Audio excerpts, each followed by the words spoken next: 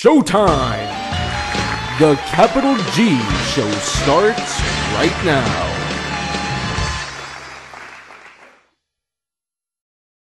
What's up, YouTube? Capital G here, talking about, well, I guess sort of an off-the-wall topic, and that's the possibility that Future Fusion could be getting unbanned.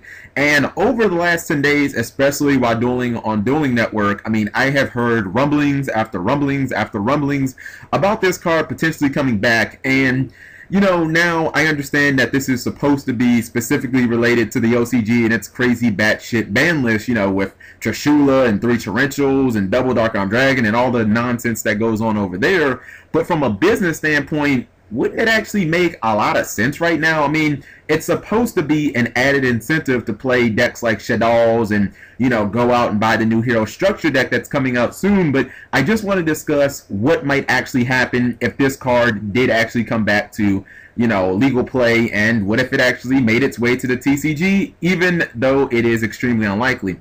So for starters, it wouldn't actually help Heroes as much as people think, mainly because you can't use it in combination with any of the mass heroes, thank God. I mean, you don't want anybody using Future Fusion and then bringing out Dark Law. That would just be some stupid shit.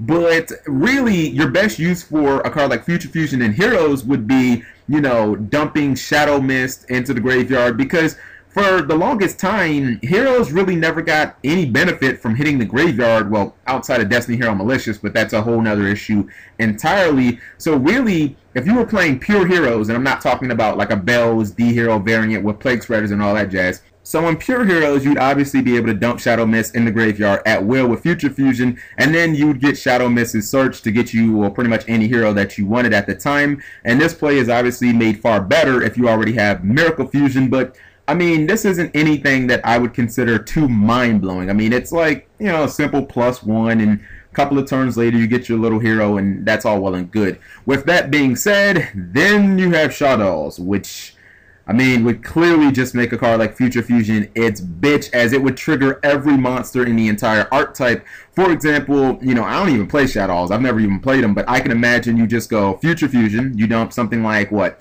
Dragon and Beast in the graveyard, you draw one, you pop an opponent's back row, let's say it's like Breakthrough Skill or something like that. Okay, so, well, congratulations, you just went +2, and then you've got a mid-rash incoming in a couple of turns. And I think it's been established in the OCG that there are certain decks like Mermill, they just lose to that card single-handedly. But what might actually be initially the most overlooked deck, if you were just going to tell somebody, hey, Future Fusion's coming back, what are you going to play, would actually be where all the Future Fusion derp started in the first place, and that is Dragons. And the major difference is we have way more broken shit to work with now than we ever did when, you know, Chaos Dragons were running amok and they were winning YCS events. Jarrell Winston was getting like 3rd place at Nationals with the deck. I mean, just imagine this. Your opponent activates Future Fusion turn 1. They dump all 4 Dragon Rulers in the graveyard and a White Stone.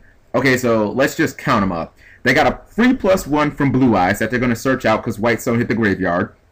And let's just say, alright, they're going to summon Blaster for no reason. Okay, well, Blaster hits the field. That's another +1 on field. And you're going to remove, let's say, Tempest and Redox to summon the Blaster. Okay, well, those two are both going to trigger as well, and you're going to search from them. So, actually, you end up with, what, like a fucking +4? And your opponent had better make some very, very, very good plans as to how the fuck they're going to deal with that 5k beater that is 5-headed dragon that's coming out in a couple of turns, which doesn't really need his effect at all because it's completely irrelevant and he's just a beat stick. So while some of you guys may think, okay, what's the point of, you know, even bringing this up? There's no chance of this happening in the TCG or the OCG or Planet Mars or wherever, so why are we even discussing it?